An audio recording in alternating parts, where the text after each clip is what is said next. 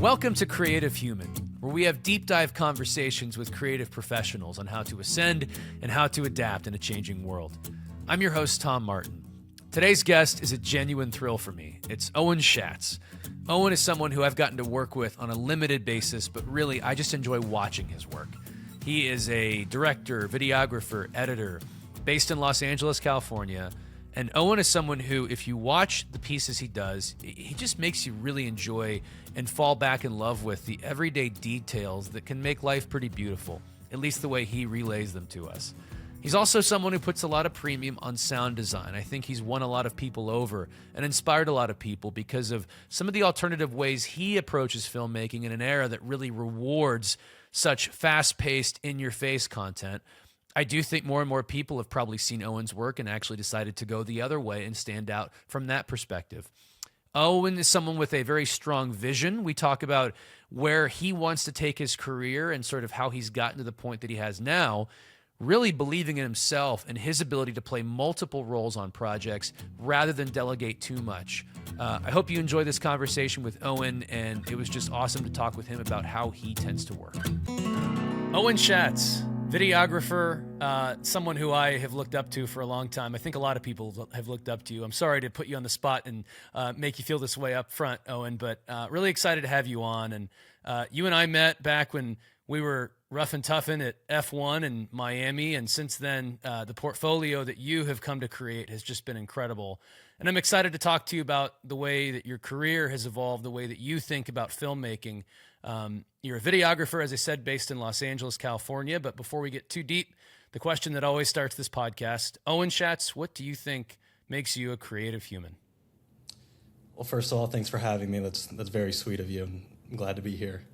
I think what makes me a creative human, and I think sort of in a way all humans are creative in their own way, but I think what makes me creative and other people that consider themselves creative are that we have found a medium that we can express it and found an art form to sort of share what's going on in our head and put it out in a way for other people to see.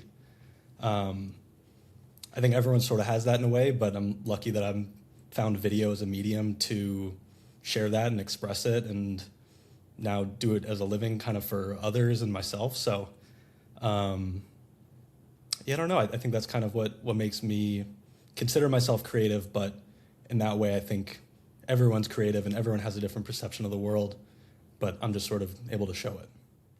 I love it.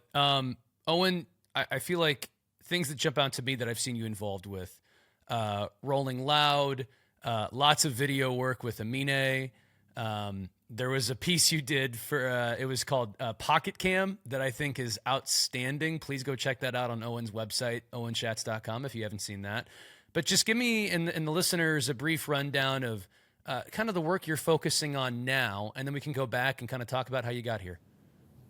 Yeah, I think I do a good mix now of sort of branded content like the Pocket Cam video, and then a good mix of working with artists in the music space, doing touring and social content, behind the scenes, documentary coverage, kind of everything in that world, working with artists and labels and festivals.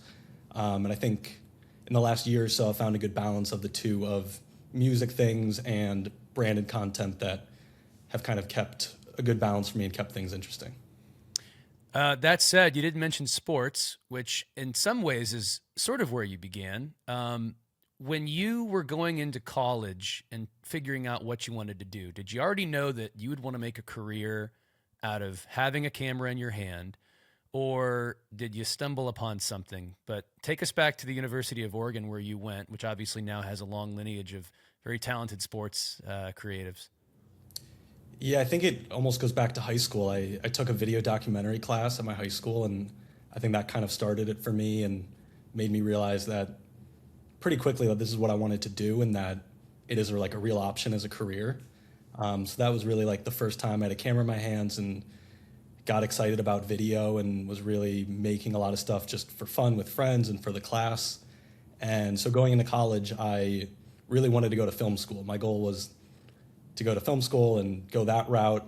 And for many reasons, it didn't work out. And I ended up at Oregon, which I do not regret at all and loved my experience there. But they didn't have any sort of like film program or film major, or film school at all. So I ended up in like journalism and advertising, which was sort of like adjacent to what I wanted to be doing, but not quite putting like a camera in my hands as much as I'd hoped for. So that led me to sort of seek out other opportunities outside of classes. I was shooting a lot of like concerts and music videos, literally making no money, like just wanting to do it for the love of it and to like get experience. And then eventually it led me to an internship with the athletic department, and kind of put me into sports, which isn't where I thought I would end up being, but ended up being just an amazing opportunity for me.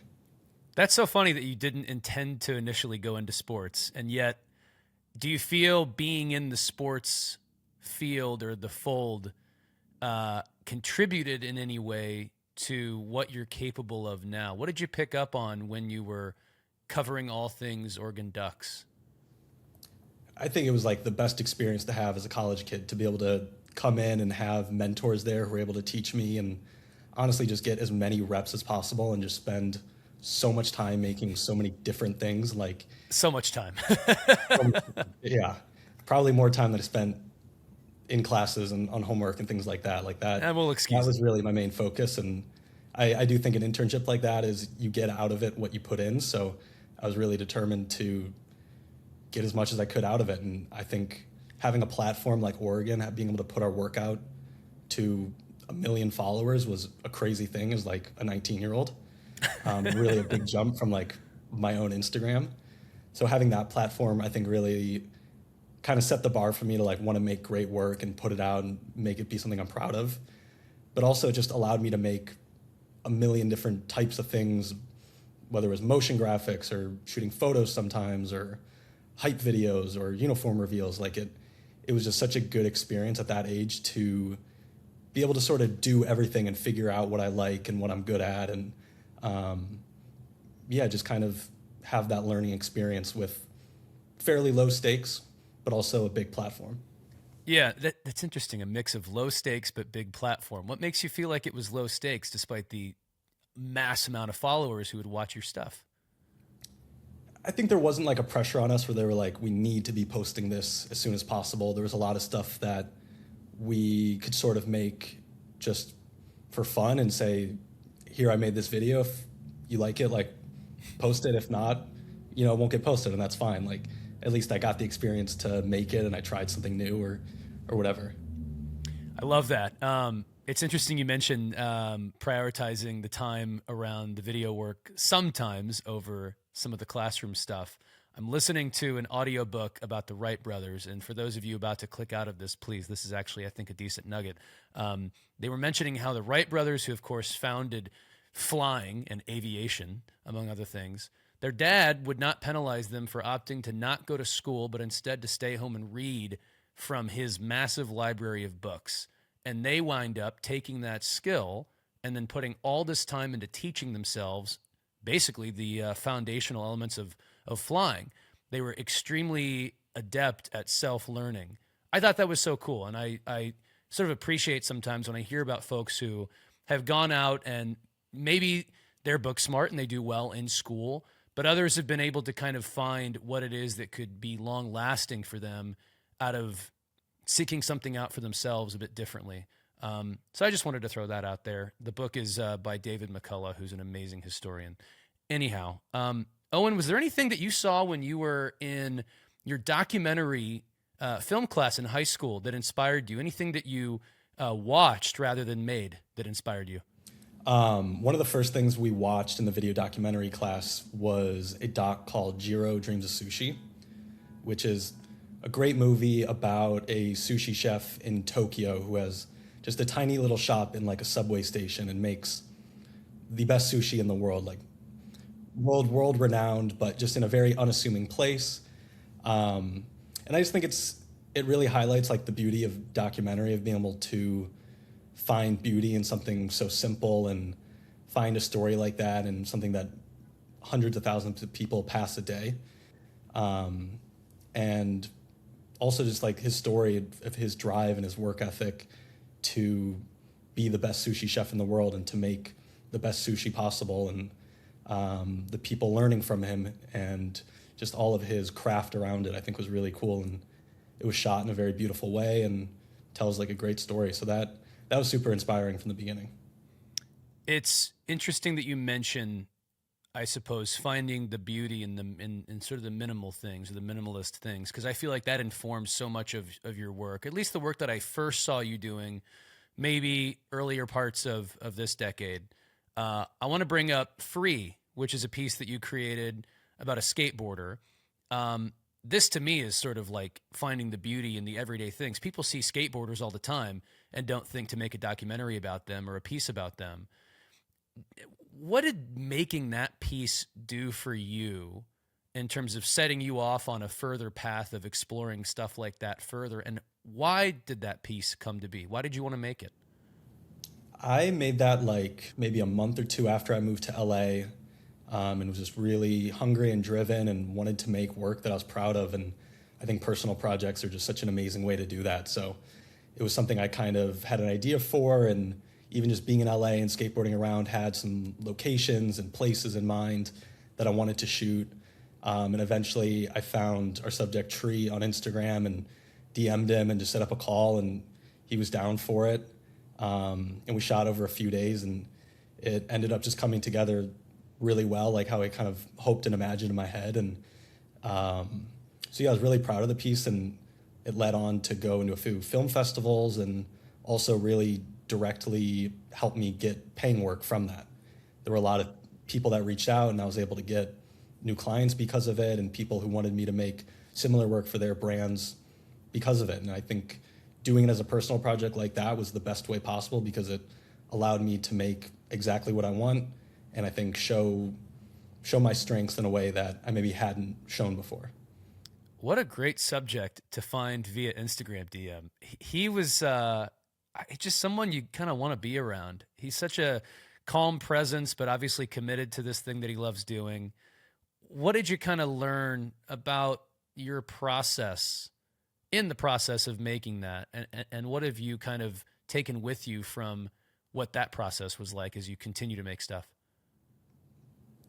I mean, looking back, it's still like one of the most fun experiences I was able to have, because it was just, just for fun. Like there was no pressure to make something for a brand or have to fit some sort of guidelines. Like it was very free, for lack of a better word. Nice. Yeah. But the shoot, I mean, the shoot itself was actually quite messy. Like the first take we started shooting in downtown LA, his car key fell out of his pocket, got ran over by a bus. Stop. And No. so that whole day we were able to shoot a little bit, but it ended up being a whole thing of getting his car towed and getting a new key. And so there were a lot of hoops for us to sort of figure out with that. And hopefully, despite it looking simple, there was really a lot that went into it. You would never know that he was stressed out, wondering what was going to happen to his car as It was very stressful. he's taking the viewer through this passion of his. Um, you and I talked a bit before this, and you had a strong persuasion around the idea of, hey, I don't necessarily feel the need to tell anyone about these like crazy work stories I have or whatever, but I do want to talk a bit about what having a camera has allowed me to do and where it's taken me. I'd love your answer now that we've talked about that, but what has it meant to you, and how has it opened doors for you, being someone who discovered this tool in high school and now has a life around it? Yeah, I think one of the really interesting things about being a videographer is the experience I've gotten from it.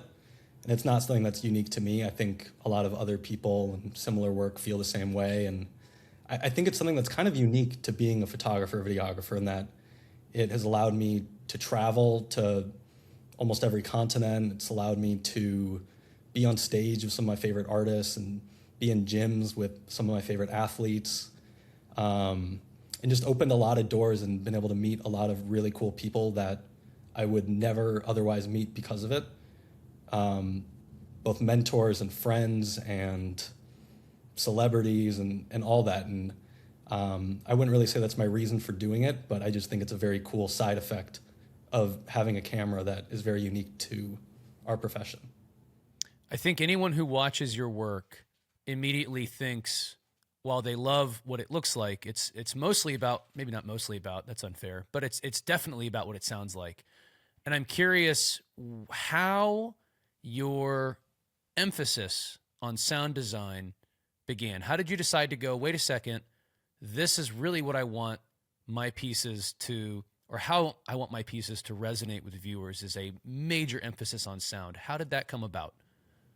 I think I started playing around with it in college a little bit at Oregon and playing with some sound design and realizing the effect that it had on videos. But I think it wasn't until the year after I graduated, I was back home in Chicago and shooting for the NFL, which was the COVID year of empty stadiums. And I'd been going to Bears games my whole life and then was shooting the Bears in an empty stadium. And I think the most unique part of it was being able to hear everything. You could hear the coaches yelling, you could hear the quarterbacks, you could hear every hit. And so that had kind of inspired me to make this video that had all sort of Foley sound design, where it sort of replicated what it felt like in the stadium almost, probably a little bit more exaggerated, but that was kind of the start of it. And then from there, I found that it really was just able to elevate a piece and really bring the viewer in more. And the response from that and how I felt from it really just pushed me to take it a step further and keep going with that and really make that a priority on like all my videos. How much are you practically capturing sound as you're shooting versus going back in post and finding the perfect effects to throw in? If there's anything you're comfortable sharing about your post, or I guess in this case, potentially production process around sound design, what are a few tips you might be able to offer any listeners? YouTube is an amazing resource. You can find almost anything on there. That's an answer a lot of people give, and it always Yeah. seems to be right. But I also think thinking outside of the box, say if you're looking for, a sound that you can't find, trying to think of other things and other ways to layer it to create what you want. Obviously, like the Foley professionals are very good at that, of making sounds out of, something you wouldn't expect. So I usually try and find most of my sounds in post. I rarely record them during production, but there are definitely times where I'll go back in post where I need to find something, and I'll take an audio recorder and find whatever I have in my house and try and make something similar, or go outside and try and record it myself if I can't find something that fits what I need. You mentioned an interesting term there, the fully professional folks. I suppose you're referring to those who specialize in sound. And it occurs to me that I think part of what fascinates me and potentially others about you is that you don't necessarily specialize. Like, you kind of do a lot of different things. We were talking before the recording about how if you are directing, it's usually with a camera in your hand, and you are doing a lot of the editing yourself. Do you have a desire to always remain involved in that level of degree, or do you eventually want to specialize in one role or another? How do you view the ways in which you touch your work evolving as you keep going on? Yeah, I think part of me wants to evolve to that point of being a more hands-off director, but I find it harder and harder to do that. I do love just being a part of everything from the pre-production to the post, and even directing with the camera. So I don't know how long that'll take for me to really be able to take my hands off and do that. I think just being able to be so hands-on with the whole process allows me to really have full creative control and make what I want and make something I'm proud of. And, I enjoy being a one-man band sometimes and be able to do it all. And obviously there are times where a team is needed, but I am also a big believer in, if you want it done right, do it yourself. So I'm always trying to do as much as I can and learn from YouTube and find ways to problem solve on my own. I love talking with different creative professionals about the ability, I suppose, the power of one with a very firm vision and someone who, in many ways, the way you have, is able to kind of see that through. And then you hear all the time now, and I spend too much time on social media, but you hear a lot conversation around, hey, nothing's possible without great teamwork and collaboration and lots of people. And I think there's a lot of truth to that in some cases, but how do you think about the push pull of your vision and working with others, and when it's the right time to stick with what you firmly believe in, and when it's the right time to think about collaborating with others? And I don't ask that from anything other than just a curious position of, as you've gone and built what is your career, how you've kind of evaluated the push pull dynamic of those two things. Yeah, it's a good question. I think I've sort of been fortunate to do both, where I've been able to direct with having a crew and having a lot of people and support, and also doing a lot of stuff on my own. What do you tend to like more or less about each of those opportunities? I think now we're just sort of in a time where we don't need big crews and big budgets to make great things anymore. I think like I'm very fortunate to be a videographer in this time because you can do so much with just a camera and a person and your computer. You don't need a whole crew to build it out and a huge budget. There are so many tools and so many ways to learn that we can do on our own now that I think it's really exciting to be able to do this at this time. I couldn't agree more. I see, and I think you would agree, cases for when you need some of those bigger things, and they obviously pop up and they justify themselves. But I've always really respected folks who are able to come in and say, you know what, I can give you something, and it's going to actually have a bit more personality to it in this way because it's built around a really strong individual and personal vision, and you have to have the work to back it up to help convince folks to go with it. I wonder, by the way, you are signed to an agency. Take me through that process. Was that something that you discovered, or did it discover you? And what has that sort of helped do with your career, being signed all of a sudden? Yeah, they sort of discovered me through some of my music work, and they're an agency that reps a lot of videographers, photographers, directors in that music space. And so I initially kind of started doing work with them probably about 3 or so years ago. Okay. And they had me on for some freelance projects and was able to sort of build a relationship with them that way. And then eventually they reached out and wanted to represent me and were sort of kind of moving that direction. And so they've represented me for the last 2 years, I believe. And it's been great. It's very nice to be able to take my hands off of the logistics side and business side of things and allow me to create a bit more, which has been really nice. And they've brought me some great work as well and really taken a lot off my plate. So it's been a huge plus for me. I want to talk a bit more about just kind of your work in the here and now, and then we can obviously get into some talk about what's next in AI, as we always do on the show. In the current moment, I'm curious. There seems to be, I guess, driven by a lot of AI, this return to throwing the word authentic and authenticity out there all the time.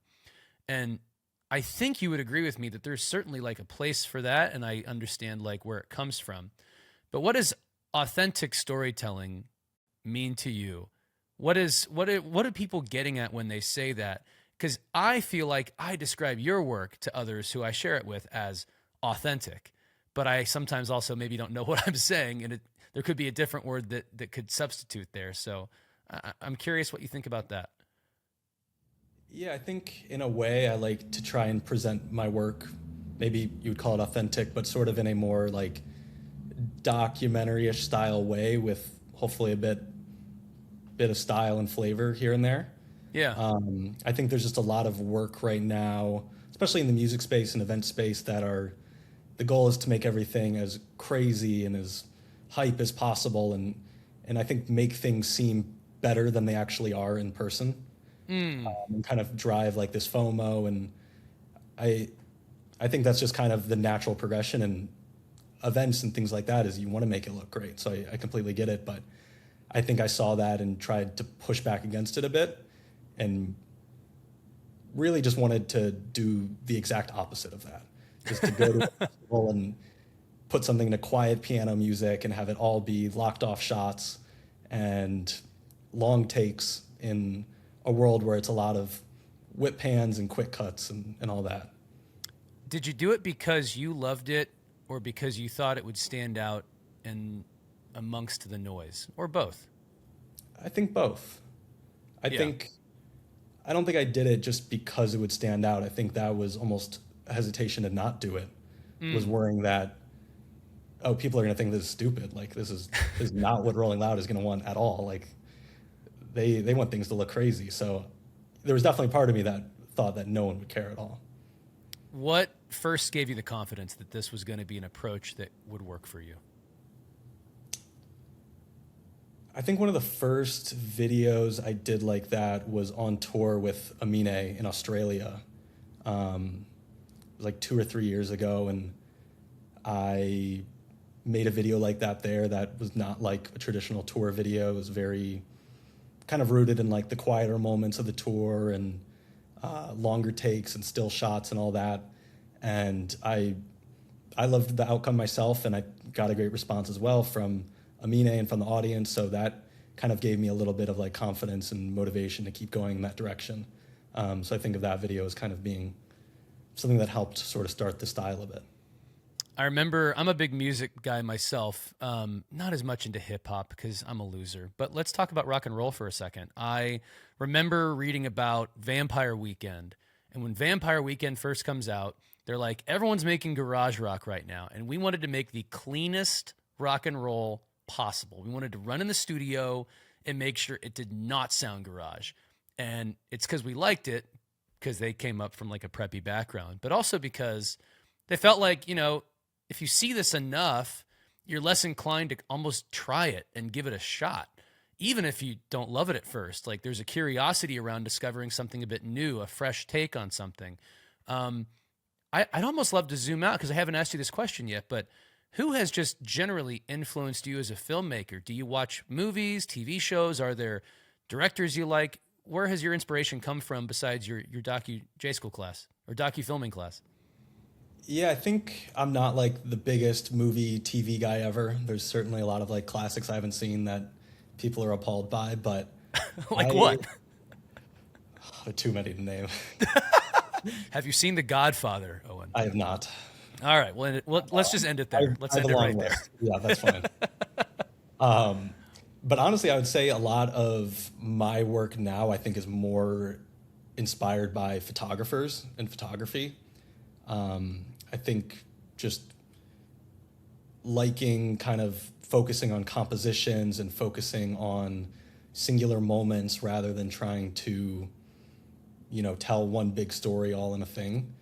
So I think I was really inspired by that, especially in the music space, looking more towards great photographers than looking at other video editors and videographers in that space. Yeah. Any names in particular come to mind? No worries if not, but just curious. Of those photographers, maybe. Yeah. There are a lot. Henry Wu is a great one. Amazing photographer. My friend Beth, also amazing. I've toured with both of them and just always killing it. So I'd love to know career advice that you've gotten that you feel is a bit underrated, that more people could stand to think about or consider as they go about trying to build a creative career. I think getting 8 hours of sleep is very underrated in the creative world. My man. Yes. I think I spent a lot of years working in sports and touring where I was pulling all-nighters at least once a week and just burning myself out, and it was a terrible lifestyle. I certainly learned a lot and got a lot done, and there were projects that needed it. But I think now I've been able to take a step back and focus on like my mental and physical health a bit more, and I think that has helped me be so much more creative and helped me produce better work and more work. So that's been huge for me. How often are you, I guess, how do you juggle projects? Are you always balancing a handful at a time, or do you have opportunities to really focus on just one? How does your workload typically shake out? I feel like it comes in waves. I feel like there are times where I'll go 2 weeks without any projects coming in, and then all of a sudden I'll be working on 3 or 4 at once. So it's not always ideal, and it's always a little unpredictable. I'd find rarely I'm working on just one thing at a time. Usually it's nothing or like a handful. So I think that's kind of can be the hard thing about freelancing, but that has also helped me just learn to be very organized and very meticulous about my calendar and how I spend my time, and and keeping track of everything. And I think now I've been able to sort of handle that better and been able to balance it as I need to. Yeah, how do you bounce between, like, I don't know about you, sometimes I feel on a project like I want to give so much of myself to this one thing, and then boom, I have two more sort of creative places I need to be in during the same day. How do you go about finding that balance? Do you turn off Owen on this project and turn on Owen on that project? How do you do that? I really try and give myself like blocks in my calendar of, I'm going to work on this from 12 to 2 and then this from 2 to 4, and really try and stay in like a rigid timeline to give myself that. Certainly if I get on like a good roll or something, or I need to, I'll extend that out a little bit. But I think also having a balance of different types of projects has really helped that. If I'm editing like 2 music videos at once, that's where my head starts to jumble a little bit, and it's hard to separate the two and make them different. So I think that balance of doing branded content and music stuff in this last year has helped, where I can edit kind of a commercial thing and then switch over to music stuff, and they feel much more separate, and my brain can kind of figure them out as their own separate things. So the underrated career advice is sleep more. I could not agree more. Is there anything that you've heard that feels a bit overrated, that you've heard someone say, hey, keep your mind on this and your focus on this, and you're like, I'm not so sure that's right? I think going back, like focusing only on client work is very underrated. I guess that might lean into underrated too, but like doing personal projects and taking time out to make stuff that you want to make and you're making for fun and you are putting out the best product. Like I think that's a really important balance too, and something I'm trying to get better at this year, because I think that is what can really help your career, and both getting better clients later on, but also just building up a portfolio of work that you're happy about. I recently bought my first still camera. It's a Ricoh GR4. It's just a street cam. I've never ever taken photos before with anything besides an iPhone, and I'll take it out when I go walking for lunch or something, and I feel like it just keeps my mind in this creative space, almost like I can celebrate having done something, even if I take photos that don't go anywhere. I'm excited that I'm looking at things from a creative lens and trying to keep my brain focused on, okay, what could that be as I walk by that fire hydrant and that person walking their dog, or how could I find some light here? I'm not a photographer, but I feel like just doing something like that for me has been so helpful in my case. Is there anything in particular for you that we can't watch anywhere that you've done that's kept the muscle going the way that you want to? Yeah, I love that. Just going out and being able to sort of keep your mind on, but sort of being checked out. I mean, going on walks, I think, is certainly a great thing. I've learned that taking that 30 minutes away from the computer will pay off much more than just grinding it out for another 30 minutes. So I think that's great. But yeah, I think just going out and shooting for fun, and even shooting without an end product in mind, is really great.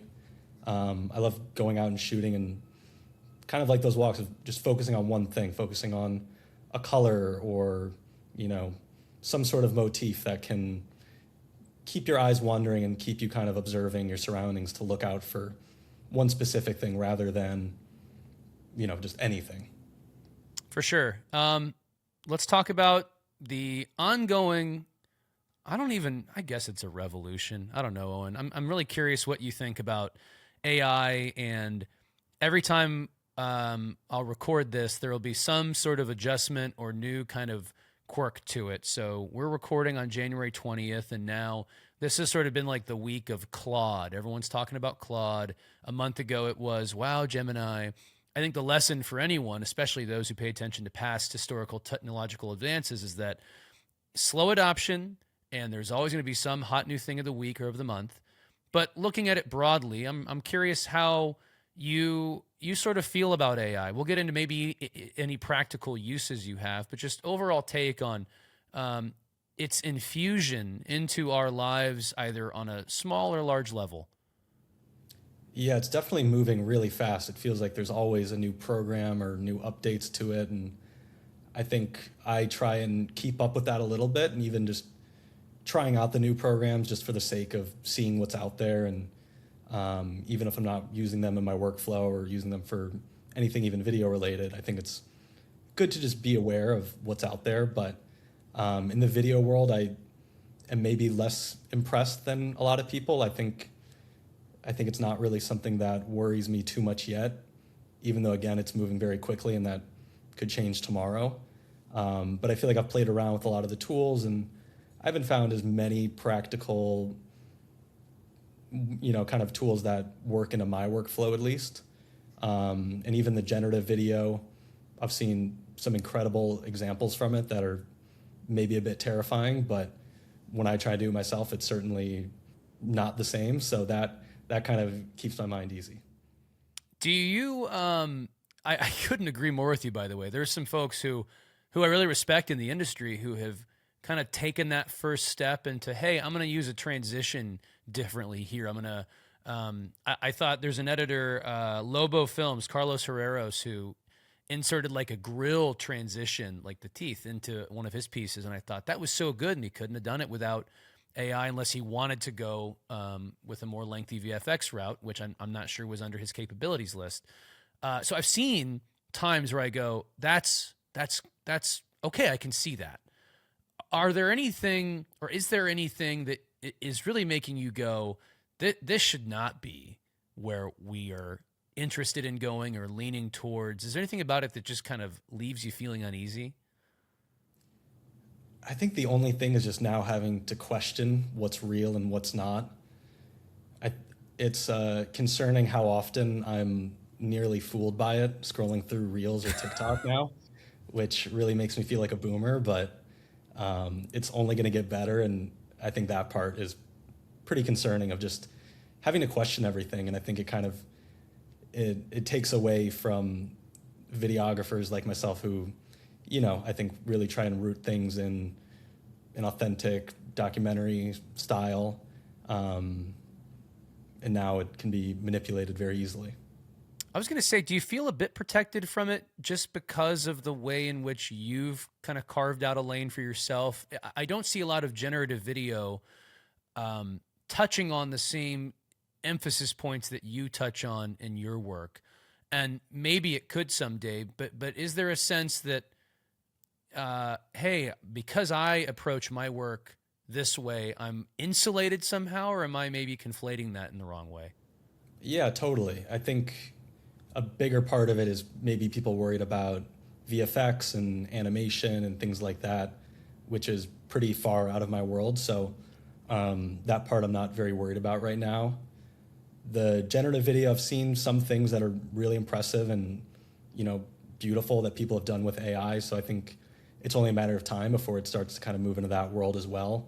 I think right now it's just a time of people are very excited about it and just making the most wild things possible and craziest transitions, which is what I would be doing too. So I definitely get that. But I think eventually it'll kind of come back and, be more of a practical use in different styles too. I'm okay with the crazy memes. I don't think any crazy memes will cause me to question the future of this generation and this planet, aside from all the environmental impacts, which would be an entirely separate podcast. It's funny, man. Like, I saw this from Ogilvy. Ogilvy says brands are going to face a consumer trust crisis the more that they involve AI, or even if they aren't involving it, unless you are almost coming out and saying, I am using these people and working with these folks on this, trust that it's human made. Do you think we're headed to a place where almost like putting a stamp on a story or a piece of content is going to say human made on it? I see it maybe in comments or captions now, or does that feel a bit too dystopian? How does someone like yourself fit into preserving trust with viewers, maybe, is a good way of asking that question? Yeah, I think it's kind of a tricky lane because, as much as I want there to be a stamp on everything, someone will find a way around it, and it just still feels like there's no full trust there. Like you can't control it kind of view? Yeah, I think, yeah. I don't know, it's just going to be one of those things that sort of evolves with time, and as it goes, hopefully things can be more regulated or better, but I also think it's here to stay, and eventually it will be a big part of most people's workflows, especially in commercial and stuff. And I think we also have to, question if that's really like that big of an issue, depending how it's used. What are some? Oh, sorry. Go ahead. No, go ahead. I was going to ask. You mentioned some ways in which you've tried things out and it hasn't gone so well. Are there examples where you have seen, hey, this is a useful uplift to the way I work? What are some examples that you've come across, if any, that you think, hey, this is a good practical use of AI? I think less along like the video side of it. I really like ChatGPT for pre-production and creating like references and storyboards and things like that. It's pretty amazing to be able to go on and type exactly what you want and it can create the image, which certainly saves a lot of time, like looking through shot deck or things like that. And you can just get exactly what you want, which I think really helps communication between me and a client or, a person trying to understand what a video is about. So I think that's a pretty cool tool. And I've used it in other ways too. I mean, it's pretty powerful for even just learning a program to be able to type in exactly what your problem is in Premiere, and it can give you step-by-step instructions of how to do something, or even reverse engineering effects if you upload things trying to figure out how something is done, or a texture on a video, or even lighting setups. I think it's really powerful for that. So it's a cool way to learn too. And I think ultimately just saves us a lot of time of having to scrub through YouTube tutorials and things like that. And it just can be very concise and clear. I definitely agree with you on the learning tool front. It has helped me in a couple of pinches on stuff that I edit. And I go, oh, wait a second. In 5 minutes of reading, absorbing, testing, and adopting, I can suddenly do this when maybe I could have eventually before, but it would have taken, like you said, watching a full YouTube video. Could you ever see yourself? There are a lot of folks out there now, and I don't necessarily blame anyone, especially if they're younger. If you're a teenager, if you are in college maybe, and you're looking for a leg up, I see a lot of quote unquote AI artists who are using these tools and, as you mentioned, like heavy into the video generation themselves. And a lot of what they do is just dictation, prompting. I think the way it's being sold is, hey, you can be an art director or just a director instead of a videographer. Owen, based on what you love to do, could you ever see yourself eventually just dictating all of the thoughts that come to mind for you? Or is there always going to be a part of you that's like, you know what, that's a bridge too far? I think it just doesn't do it for me. And like going back to the reasons why I like shooting video and why I'm doing this is because I like being able to go out into the world and see things and capture them and things like that, which AI won't replace for me. That just is not going to like scratch that itch. But I certainly understand where especially young kids are coming from of wanting to learn this and get good at it, because it does feel like a very big emerging technology. So good for them for getting on top of it early, because I don't think it's going to go away anytime soon. But for me, I think generative video would just take the fun out of it. It just isn't what got me into this. That's been like the number one most common response I've gotten to that question. And, I really wish we could not have to go down this path in many ways. But to your point, like there's a lot that maybe outside of like increased regulation, there's a lot that if you look up what Joseph Gordon-Levitt's part of, there's a big group of people who are going out and saying, hey, can we at least have guardrails on this, either for the sake of, many folks in LA or just to set a positive precedent. I didn't even think to ask you this until now, Owen, but being in LA, is it different being in Los Angeles, where AI has got to be a number one topic for so many folks in the production industry there? Is it any different being in a city like that versus if you were to be somewhere else or perhaps out on tour? I think it's just very polarizing here. I think everyone has an opinion on it one way or another. I think a lot of people are really for it, and it can be a great thing and a great tool. And, I think a lot of times we're lucky to have it, and it's only going to get better from here. But there's also a lot of people that are worried about job security, and it's sort of ruining different art forms and things like that with, the slop. But word of the year, Merriam-Webster Dictionary 2025, slop. It'll be interesting how it plays into the movies here and in the big studios, because AI ultimately can come in and take a ton of jobs and save them a ton of money. And I know they love cutting as many corners as they can, so I don't see why Marvel movies in the future won't be 90% AI. I saw Vince Gilligan call it a plagiarism engine. And I think and there was another quote I saw. It's like the entire industry would shut down if the initial if all the companies were asked for permission to train all of those models on people's stuff, the industry couldn't survive. Do you see it as a plagiarism engine, Owen, or do you feel as if that doesn't necessarily resonate with you as much? And this is the last question because I've pelted you and I appreciate your responses and we can move on. But I'm just curious how you take in a quote like that from Vince Gilligan. Yeah, I like that. I think there's a lot of truth to that, especially, I mean, just thinking about that, I know Disney just like granted their copyrights or whatever to like use their characters in some AI platform. So wild. Yeah, so seeing how that's going to play out, it just feels like it can only go so far in recycling what is already out there and creating new forms of it. I heard a great quote too. I forget who it was, but basically about AI being like mad cow disease in a way that if everything out there is AI produced and you keep feeding it back to AI, it's just going to go crazy. It's not going to like go forever. So that to me gives me a little hope too, that it kind of has a limit. I'm with you. In closing on this subject, I feel Ben Affleck did a great job summarizing some of the limits of it. He was on, it might have been Rogan, and I'm not a Rogan listener, but if you go ever watch Rogan for one reason, this would be a good clip. And he's talking about how it is going to revert to being conventional because it's trained on what ultimately adds up to being conventional. And I think the great thing about human creativity is oftentimes it's, even if it's not your intention, it's what's unconventional that seems to stand out and make a mark on someone and resonate with someone. So AI, it's here.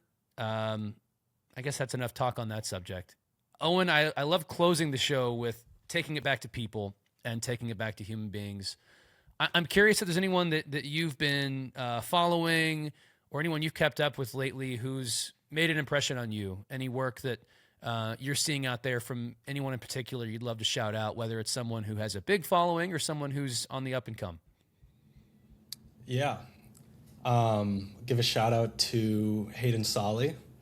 He's an incredible photographer and director. He and I met working at Oregon way back in college, and we moved out to LA together and lived together for a few years. And he's just an incredibly creative person with amazing taste and a great work ethic, and is always someone who I send my videos to first before sharing them with anyone else to get his opinion on it. And just been really cool to see him grow as a creator and grow with him and trusting his taste and just seeing how he approaches projects differently. So definitely go check him out. Love it. Love it. Before we go, I'm just curious on looking ahead for you, man.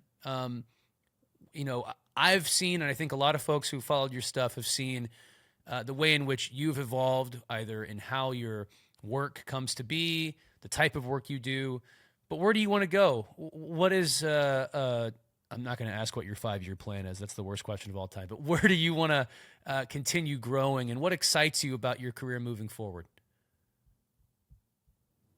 I don't know. I'm kind of taking it day by day right now of just figuring out what's next. And I think I've had a lot of sort of career changes in the past, going from video documentary class to sports to music to commercials. So kind of just taking it day by day. I'm really hoping to get more into personal projects this year and shooting for myself. I think I'm trying to put a big emphasis on that and trying to not get burnt out. Do you get burnt out when you're on the road with an artist traveling the world for a long time, or did you enjoy that type of, I don't even know what you'd call it, excursion, maybe? It's great and hard at times, I think. I always say like the highs are really high, the fun points are so much fun, and then the lows can be very low of moments where you've just been gone for months and want to sleep in your own bed, working a lot of late nights and all that. But overall, I think it's been amazing for me. I think it's been an amazing experience to be able to like travel the world and get paid to do it. And it's, just taken me on many adventures. So I'm really thankful for that. Owen, any parting thoughts? Anything that we haven't touched on that you'd love to share with listeners before we go? I don't know. I think it's an exciting time to be a creative and be a videographer in this world. I think there's so much demand for media right now, like no other time, and it's never been easier to make. So I think that's just incredibly exciting, and I think also more accessible than ever. I think, the technology has never been cheaper and easier to get and make with. So I think that has kind of raised the bar for everyone now that the barrier to entry is so much easier. And because of that demand, I think that's why I feel less threatened by AI, because there is so much demand for media, and that it's really endless right now, which is exciting. Owen Schatz, sincerely appreciate your time. Just good to see you and speak with you again. And been a lot of fun following your journey. Please, if you don't follow Owen, go follow him on Instagram, TikTok. A lot of his great work is on his website, owenschatz.com. Please, if you decide to follow him, also include us. We're at Creative Human Pod on both Instagram and YouTube, and you can watch as well and listen on Spotify. Owen, thanks so much again for coming on. Thank you for having me.